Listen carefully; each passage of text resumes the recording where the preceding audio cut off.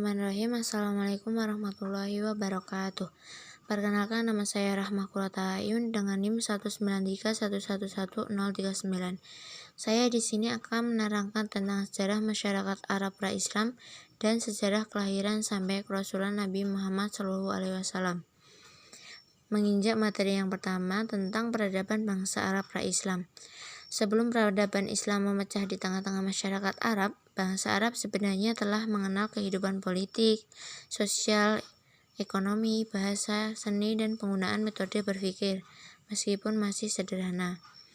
Kehidupan sosial ekonomi sangat ditentukan dengan kondisi dan letak geografis negara-negara Arab itu sendiri. Bidang bahasa dan seni, bangsa Arab pada masa pra-Islam sangat maju, bahasa mereka sangat indah dan kaya syair-syair mereka sangat banyak. Bidang sosial politik, masyarakat Arab pada masa jahiliyah tidak memiliki sistem pemerintahan yang mapan, hanya mempunyai pemimpin yang disebut dengan syekh atau amir. Bidang ilmu pengetahuan, yaitu mereka bisa mengembangkan ilmu astronomi, ilmu meteorologi atau ilmu iklim, astrologi, ilmu perbintangan.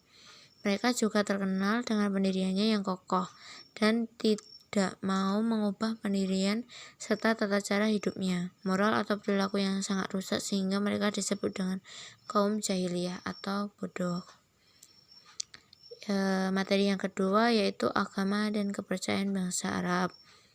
Masyarakat Arab pada masa jahiliyah banyak yang menyembah berhala atau patung-patung yang dibuat sendiri dari batu, kayu, dan juga ada dari logam.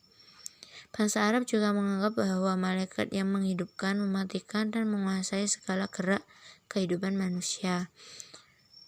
Selanjutnya materi yang ketiga yaitu penghargaan bangsa Arab terhadap kaum wanita. Moral bangsa Arab pada masa jahiliyah umumnya sangat merosot sehingga mencemarkan kehidupan bangsa dan negara. Salah satu cara mereka yaitu dengan minum arak bersama dalam suatu pertemuan sambil berjudi. Salah satu cara adat bangsa Arab yang sangat jelek diantaranya mengubur anak perempuan hidup-hidup, dan mereka khususnya laki-laki juga memiliki kebiasaan mengawini dan menceraikan perempuan sesukanya.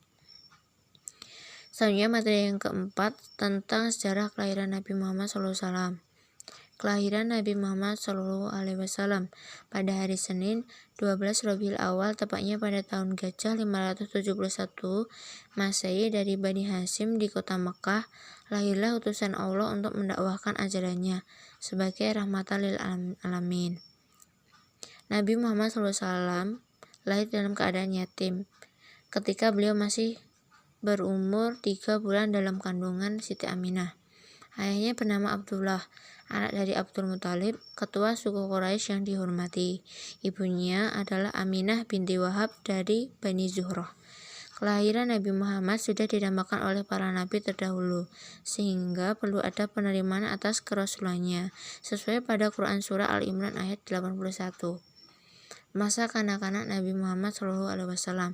Setelah lahir, bayi Nabi Muhammad diserahkan ke budak Abu Lahab pamannya yaitu Suwaibah yang juga pernah menyusui Hamzah, sehingga Nabi Muhammad SAW menghormatinya. Setelah itu Nabi Muhammad dipercayakan kepada Halimah, seorang wanita Badui dari suku Bani Sa'ad. Di bawah pengasuhan Halimah, Nabi SAW tumbuh sebagai anak yang sehat dan kekal yang penuh kasih sayang dan dijaga dengan hati-hati. Setelah 5 tahun, Nabi Muhammad SAW dikembalikan kepada ibunya. Di usia ke-6 tahun, Nabi pernah menemui ibunya dengan air mata dan menanyakan ayahnya. Beliau diajak ke kota tempat ayahnya dimakamkan di sana. Diperjalankan pulang, ibunya meninggal karena sakit setelah mencari makam orang yang dikasihinya. Nabi Muhammad SAW pulang bersama pembantunya dengan dipenuhi duka yang mendalam. Setelah itu, Nabi diasuh oleh kakeknya Abdul Muthalib selama 2 tahun. Di usia ke-82, kakeknya meninggal dunia. Kemudian diserahkan kepada pamannya yaitu Abu Thalib. Di usia ke-8 tahun, Nabi tumbuh seperti anak seusianya dengan sibuk menggembala domba. Masa remaja, di usia 12 tahun, Nabi Muhammad yang ikut pamannya Abu Thalib untuk berdagang menuju Suriah. Kisah kenabiannya dikenal luas oleh khalayak umum sehingga Bani Quraisy memberi gelar Al-Amin, yaitu orang yang dapat dipercaya. Di usia 30 tahun, Nabi Muhammad SAW sudah mampu mendamaikan perselisihan yang terjadi di Bani Quraisy dengan kecerdasan dan kebijaksanaannya. Pada usia ke-25, beliau menikah dengan penguasa sukses dan jandanya Mekah, yaitu Khadijah binti Khuwailid yang telah berusia 40 tahun. Istri-istri Nabi Muhammad berjumlah 11 orang dan beliau memiliki 7 orang anak, 3 laki-laki dan 4 perempuan. Selanjutnya materi tentang kerasulan Nabi Muhammad SAW. Awal kerasulan. Kebiasaan Nabi Muhammad SAW untuk mengasingkan diri di Gua Hira yang terletak beberapa kilo dari Mekah ini menjadi awal kerasulan yang menjelang usia 40 tahun, tepatnya pada 17 Ramadan 611 Masehi. Wahyu pertama yaitu Quran Surat Al-Alaq ayat 1-5 turun padanya dengan perantara malaikat Jibril. Wahyu pertama ini diserukan untuk mengajak manusia untuk satu agama. Malam tersebut dikenal dengan malam Lailatul Qadar, yaitu malam penuh keagungan yang terjadi pada akhir Ramadan. Kemudian Rasulullah pulang ke rumah dan dengan kegelisahan dan beban emosi, dan wahyu kedua turun, yaitu Quran Surat Al-Mudaththir ayat 1-2. Pertengahan kerasulan. Awalnya, dakwah Nabi Muhammad dilakukan secara individual, yaitu sembunyi-sembunyi, hingga turunlah wahyu untuk berdakwah secara terbuka, yang diawali dengan menyeru ke kerabatnya dan Bani Abdul Muthalib. Orang-orang pertama masuk Islam dinamai As-Sabiqun Awwalun. Dari laki-laki dewasa yaitu Abu Bakar, perempuan dewasa adalah Khadijah, pihak anak-anak yaitu Ali bin Abi Thalib.